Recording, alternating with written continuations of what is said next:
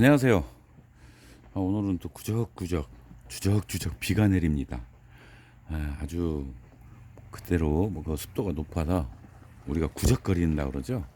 자, 오늘도 꽃봉오리, 화통, 수태 관리에 대해서 말씀을 드리도록 하겠습니다. 이건 뿌리가 부러집니다. 자, 쏙 뽑힐 줄 알았는데 부러지고요. 자, 노출된 뿌리는 저는 가급적이면 잘라내죠. 자, 이건 뭘까요? 잎이 약간 권기가 있고 수엽. 여러분들 굉장히 지금으로부터 대략 한 15년 전이었나요? 아주 굉장히 핫했던 한국 춘난 태홍소입니다. 태홍소. 굉장히 그 대륜이죠. 초대륜. 꽃이 굉장히 크고요. 그리고 색깔이 완전히 카멜레온처럼 죽음색부터 주홍. 우리가 그 일반적인 분들이 주홍이 아닙니다. 이거는 제가 얘기하는 주홍은 홍색 계열을 얘기하는 겁니다. 거기까지 나타나는 그런 그 난초인데요. 자, 처음에 이거를 봤을 때 진주에서 모 난원 사장님이 이런 꽃 보셨습니까? 하고 저를 불러서 제가 여기 보령에서 진주까지 가서 첫 꽃을 봤는데 깜짝 놀랐습니다. 꽃 색깔 형태는 그 일본 춘난 중에 그 두 가지 색상이 들어서 주구마로 나왔다, 주홍으로 나왔다 하는 게 있었는데 그와 똑같은 색상을 하고 있었습니다. 그래서 깜짝 놀랐죠. 물론 다른 분들은 그 의미를 잘 이해하지 못했었는데 저는 그래서 이게 발색이 생각보다 어렵겠다. 그 색깔 내기가. 그게 무슨 얘기냐면 죽음색은 잘 나옵니다. 분명히 잘 나오고요. 그런데 홍색에 가깝게 내기가 쉽지 않겠다는 생각이 들었어요. 그런데 워낙 크고 그 다음에 그 색상이 범위가 넓기 때문에 다른 보통 난초보다 압도를 했었습니다. 근데 그 이후에 발색이 그렇게 잘 되지 않는다 해가지고 또는 심지어는 어떤 오해를 받았냐면 이거는 그 인쇄할 때 칼라를 좀 조작을 하지 않았느냐 이런 오해까지 받을 정도로. 그러나 저는 실제 꽃을 봤기 때문에 처음에요. 그 이후에 나온 꽃들은 아직까지도 그 꽃처럼 나오질 않고 있습니다. 저도 지금 올해 제가 이제 작년에 구입을 해서 그 분갈이를 했기 때문에 그런 색깔이 안 나오리라고는 당연히 저도 그렇게 알고 있고요. 이것도 토양 산도에 따라서 굉장히 영향을 많이 받는다는 걸 알았어요. 그렇기 때문에 올해 틀리고 내년 틀리고 그 후년 3년 후에 화색의 정점에 달할 정도로 잘 나오는 그런 품종 중에 하나입니다. 자, 이제 이거를 그러면 어떻게 해야 그나마 발색이 잘 될지 오늘 일단 제가 철사를 준비하면서요. 이 철사를 꽂을 때 제가 금방 이렇게 뿌리를 뺐던데 그 위치다 그대로 박으면 잘 들어갑니다. 이렇게 꼭 그 위치까지 들어가죠. 자, 그리고 화통 이거는 지금 보이실라나요? 이쪽에 꽃이 이렇게 있습니다. 여기 지금 요 안에 꽃이 보이죠? 역시 한 대고요. 구입할 때 이 흑점병이 많이 있었는데 그대로 있고 전진촉으로는 아직 번지질 않는 거 봐서는 좀 잡힌 것 같아요. 자, 요거를 좀 제끼고 자, 이게 들어갈까요?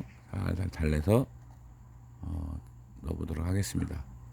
여기까지 들어가네요. 그러면 이런 정도로 해서 철사로 일단 고정을 하겠습니다. 자, 제 손이 앞에 있기 때문에 화면을 자꾸 가릴 겁니다.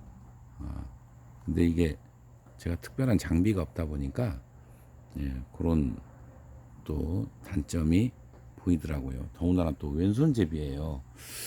그래서 아주 때로는 보여드리면서도 제가도 화면을 보고도 이거 좀 심하다 할 때 그런 생각이 들 때도 있습니다. 자, 그리고 이제 망을 씌워야 되겠죠. 자, 꼭 망을 먼저 씌운다 하고도 이렇게 나중에 씌웁니다.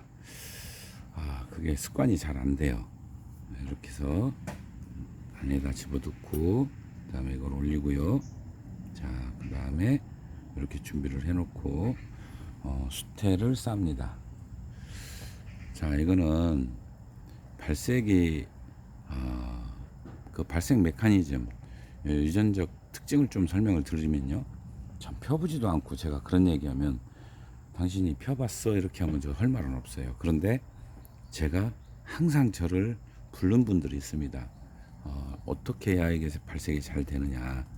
그런데 막상 제가 말씀을 드려도 그렇게 실천을 못 하더라고요. 아닐 것 같아서 못 한다랍니다.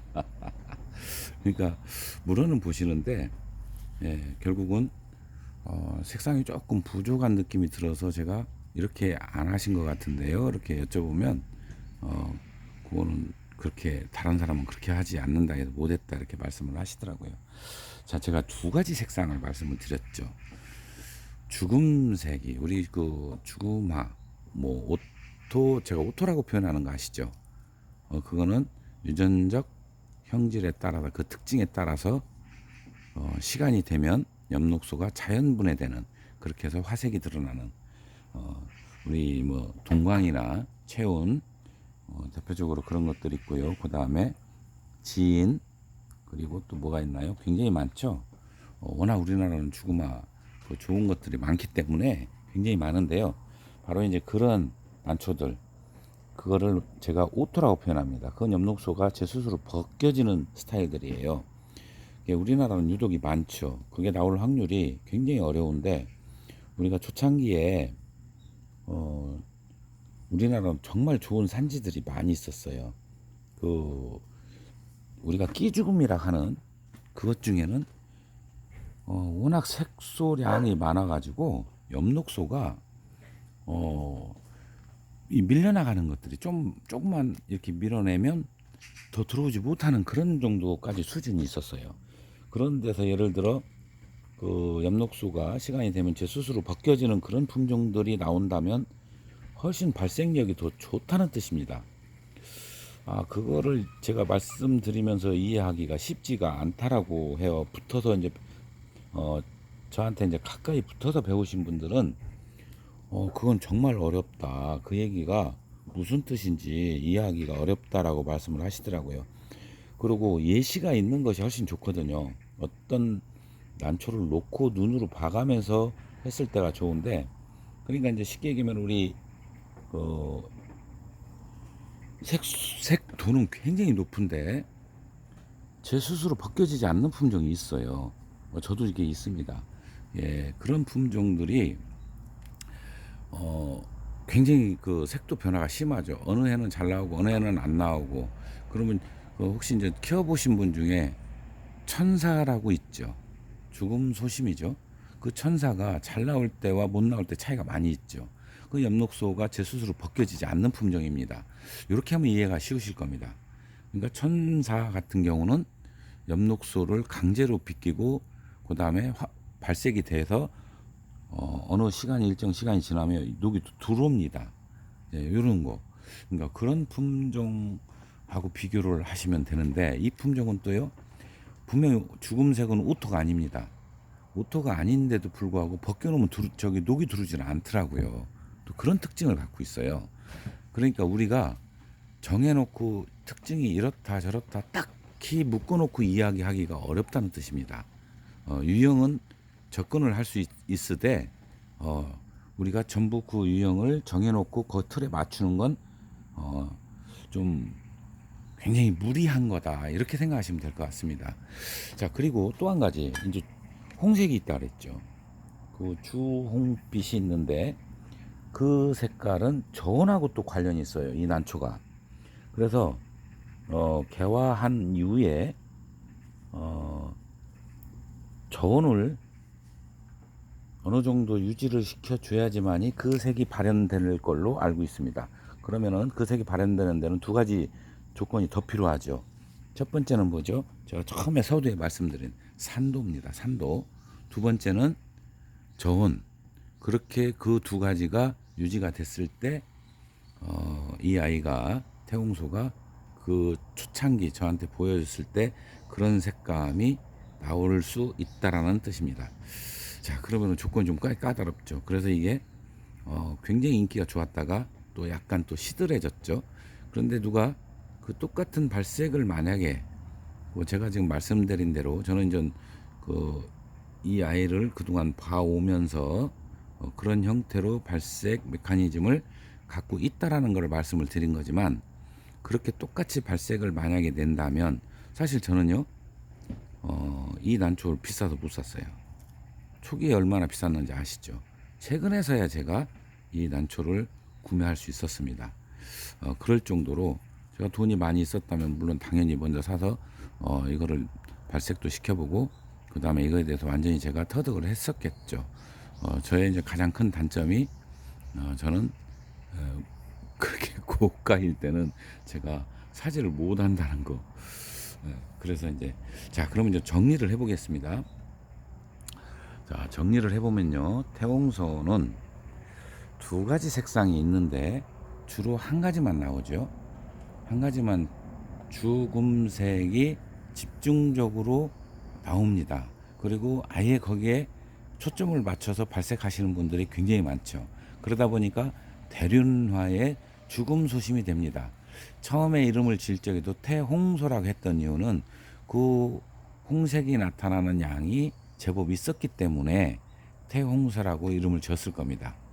그리고 자, 죽음색을 나타내는 건 우리 일반 오토 죽음화하고도 똑같이 하시면 돼요. 그런데 제가 오토라고 오토가 아니라고 하면서 오토라고 얘기를 하죠. 그건 뭐냐면 색 농도를 선명도를 조금 줄이고 홍색을 끌어내 보자는 뜻입니다. 그건 무슨 얘기냐면 화통 벗기는 시기가 당겨진다는 뜻이죠. 그러면 12월 중순에서 12월 말 정도, 그러면은 일반 오토보다는 확실히 늦죠.